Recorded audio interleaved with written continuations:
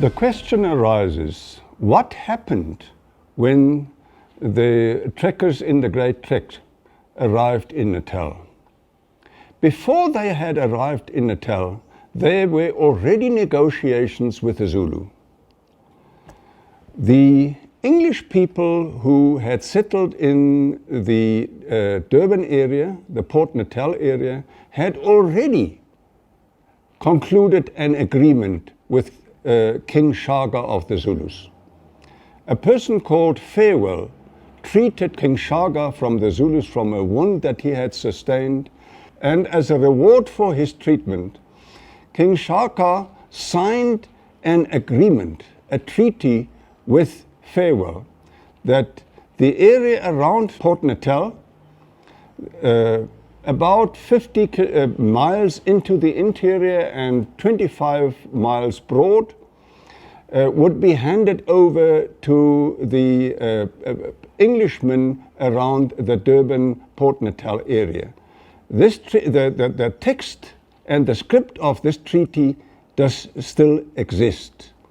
That was in 1824.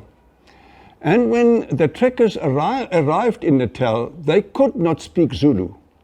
And eventually they made contact with the Englishmen around the Port Natal area, and a person called John Halstead offered to be the interpreter between the trekkers and the Zulu king, at that time already King Dingane. They went there and they wanted to discuss and negotiate with King Dingane for areas to settle on. And you must remember that because of the extermination wars, the area between the Tugela River and the Umzimvubu River, that's a big part of the present-day Natal, was completely depopulated because people had been driven away from that area. They wanted to negotiate with King Dingane to settle there. And when they met King Dingane, he accused them of having stolen his cattle. But fortunately, they had heard that a person called Sikonyela had stolen the cattle, and they had seen about 700 head of cattle, which were King Dingane's cattle.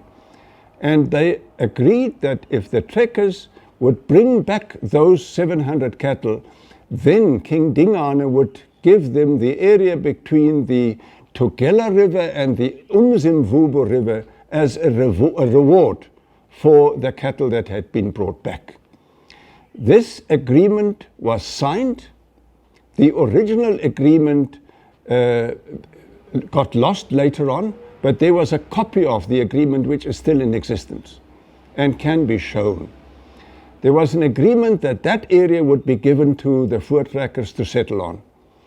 Unfortunately, later on, when Piet Retief and his men once again came to King Dingane, they were assassinated. 70 people with Piet Retief were assassinated and killed on the Matiwane hill. Thereafter, there were a lot of other agreements. After King Dingane lost the war at the Blood River battle, his successor, his eventual successor, his half-brother Mpande, joined forces with the voortrekkers and went to war against Dingane and drove him across the Pongola River. And as a reward, there was a very good relationship between the voortrekkers and King Mpande. Then thereafter, the voortrekkers noticed that the area between the Klip River and the Buffalo River was virtually empty. And they once again negotiated. They went to the king and negotiated, can we have that area to settle on? Because that land is virtually empty. And that because, of course, because of the extermination wars. The Hlubi people were driven away from that area. And they agreed that that area would be given to the voortrekkers. Once again, with an agreement, a written agreement, a treaty, and in exchange for 1,000 riksdaler, that area was given to the Voortrekkers in 1847. When the Voortrekkers negotiated for the Utrecht area, they told King Mpande that this area is empty, nobody lives here. Can't we agree that that area be given to us to settle on? Eventually they agreed, and in exchange for 100 cattle, they got permission from King Mpande to settle in the Utrecht area. But a while later, the Voortrekkers said, but we have an agreement from King Mpande, but we have nothing on paper. We've got nothing that is written as proof of our agreement with King Mpande. They went back to him and agreed that in exchange for 300 cattle, they would get an agreement, a written agreement from King Mpande that they could settle in that area. That treaty, that written agreement is still in existence and can be shown. Thereafter, in 1884, when King Mpande was no longer there, his son Cetshwayo, who became king after King Mpande, was no longer there.